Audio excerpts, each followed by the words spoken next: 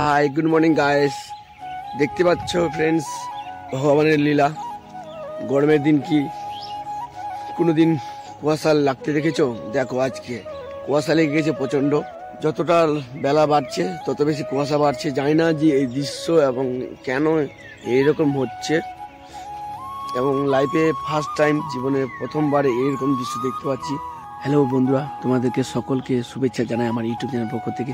Friends, তোমরা আমাকে এত ভালোবাসো এবং আরেকটু আমাকে সাপোর্ট করো যেন আমি আমার ইউটিউব চ্যানেলকে আরও এগিয়ে নিয়ে যেতে পারি। এবং ফ্রেন্ডস, তোমাদের আশীর্বাদে এবং তোমাদের ভালোবাসা পেয়েই আমি ফাইনালি ট্যুরকে কমপ্লিট করতে পেলাম। তো ফ্রেন্ডস, আমি খুব হ্যাপি। হ্যালো ফ্রেন্ডস, খুব শীঘ্রই দেখা হচ্ছে Malda to Nepal train blog.